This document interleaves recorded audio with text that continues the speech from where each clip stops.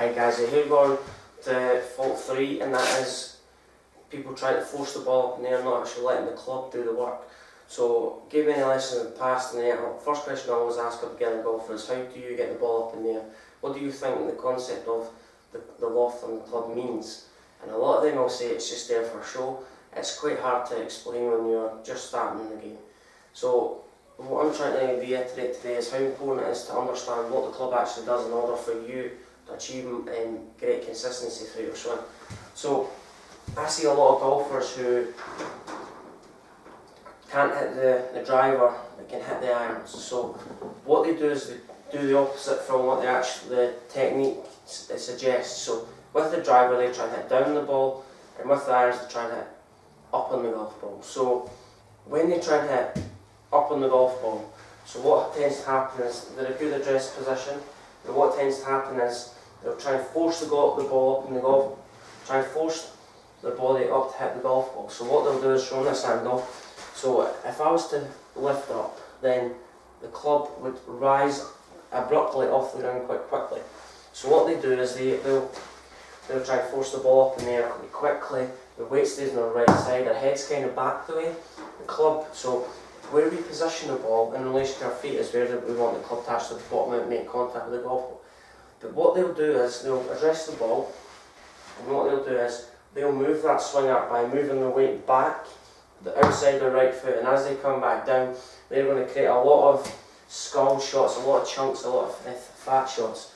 So you might even cause a shank because we're not actually fully getting through the ball.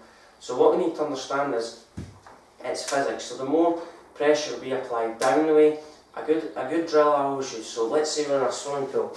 So if we threw a stone in a swimming pool, so the heavier the stone, the bigger the splash, the smaller the stone, the smaller splash. So if we want to get the ball up in the air more, we have to make the bigger splash, so we have to throw the heavier rock. If we want to hit the ball lower, we throw the smaller rock. So we need to try and get into a habit of, we want the club to bottom out after the golf ball. So what I mean by bottoming out is when the club reaches its low point of the arc, then it starts gradually rising up the way. None of this where the club is sort of reaching its low point before impact or before the golf ball, then it's rising up.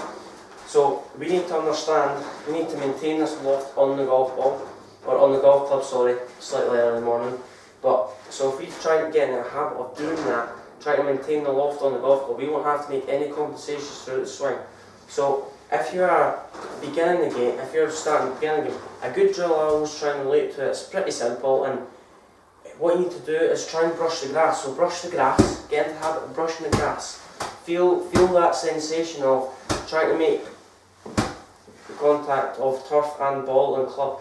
So you make contact with the ball, then the ball pops up.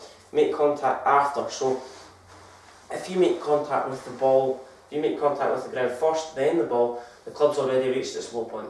But if you make contact with the golf ball, then the ground, the club is bottoming out after the golf ball. It's a good thing to think about. So don't try and force the ball in there, use the club. The club's there for a reason, the loft on the club's there for not just for show. Try and use that to try and hone your game a little bit more, and use that to improve your wedge play. So let me know your thoughts on that. So that's part 3. I'm going to do part 4. So part 4 will be in the link below, trying to give you a recommendation to use or a guide to use when you're starting the game. Thank you.